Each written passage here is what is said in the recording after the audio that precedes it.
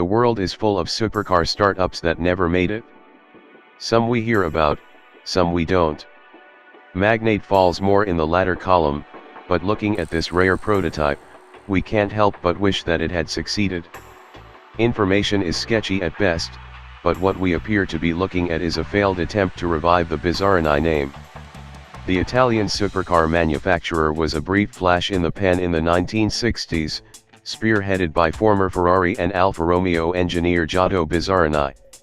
The company closed in 1969, but about a decade ago, UK-based Galmer Engineering revealed its plans to resurrect the marque with a new supercar. The idea was to revive Bizarrini's original P708 in modern form. The design called for a carbon fiber bodywork over a tubular frame with the Corvette Z06's 7.0-liter LS7 V8 in the middle, kicking out 505 horsepower.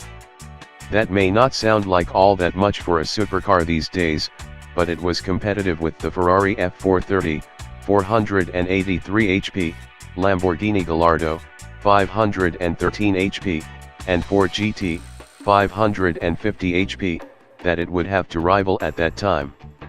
Despite the reported blessing of its namesake, the project failed to get off the ground.